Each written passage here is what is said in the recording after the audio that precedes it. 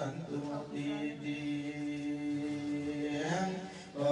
นาสันตโมโนนาสัมโพลิสาเจ้าทั้งหลายจงตั้งใจฟังยังที่พระมนต์คาตาวาโกจิโอปาตะอุอันวาเอนายอันตรายอันใดอันหนึ่งก็ดียันได้เกิดมีในยาวในเงินของพวกการโกจิปานิผู้อันวาข้าเอาของเกิดงอดีโพกันใดอันหนึ่งก็ดีมาขยุมาไว้ดูก็อย่าได้เจ็บไปมาไปจากกันเถิดอันยาทานาอันว่าต้องเต้าเขาเพื่อแม่เขาสร้างทางหลายอันโตลงมากันนี้ในเจ้าเงินเงินตานันใส่ยาใส่ทีในมีไว้ประกันสันใดอันว่าของเต้าเขาเพื่อแม่เขาสร้างทางหลายมาจงตูมากันนี้ในเจ้าเงินของทานก็มีไว้ประกันสันนันคือว่าความเจ็บไปหมดไปแห่งวัตถุเข้าของเครื่องมอดีโปก็ดีความมาปีจากไหนมันใดมันหนึ่งก็ดียันได้เกิดมีในยาวในเงินของพวกทานอีกปากันเนื้อก็จิตปณีผู้งันว่าวัตถุเข้าของเครื่องมอดีโปกันใดมันหนึ่งก็ดียันได้ปูจะได้เห็นไปจำแต่เดินกำตั้งเงินและกำตั้งหลายมันโตลงมากันนี้ในเจ้าเพื่อดูคาตาเศรษฐีแต่มีไว้อุปมาสันในมันวางเงินแต่กำตั้งหลายเหล่านั้นก็จงตูมากันนี้ในเจ้าเงินของทานก็มีไว้ประการสันนั้นคือนั้นโยก็จีอุปัตตะโวอันว่าเหตุหายอันตรายอันใดอันหนึ่งก็ดีแต่ได้เกิดมีในยาวในเงินของพวกท่านนั้นหนึ่งอันว่าวัตถุเข้าของเครื่องมอดีโภคที่ในให้ท่านไปแล้วอันใดอันหนึ่งก็ดีจะได้บุกเป็นอาจารย์ในข้าเป็นวังสองสามเถื่อถือ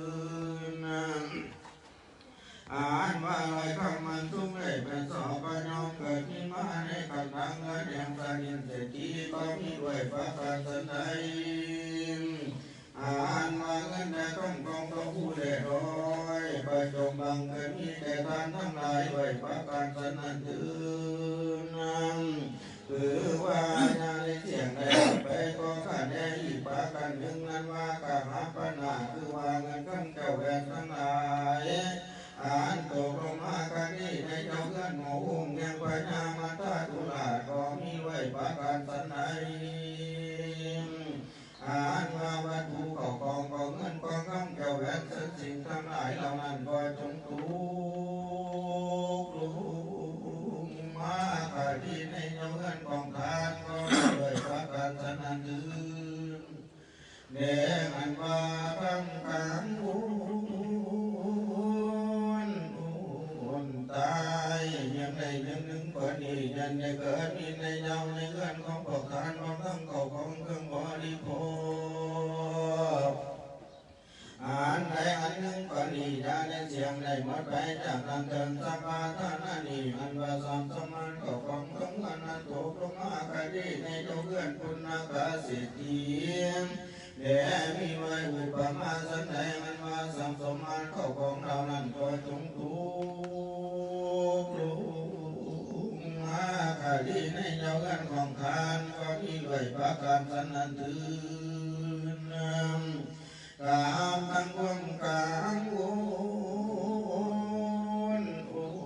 นตายทั้งหลายเป็นต้นบาปวงหมอสบายเดือนเนื้อหอดใจเย็บไว้ไก่ทุกสมัยมองใจเล่มองไงต่างๆก็จะได้เกิดมีแก่พวกทานทั้งหลายถือน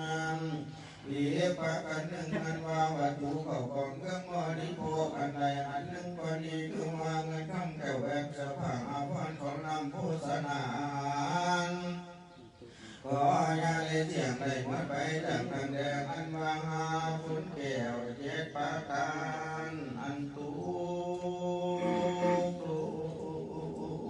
มาในกองกงภาษาตาสาวหลวง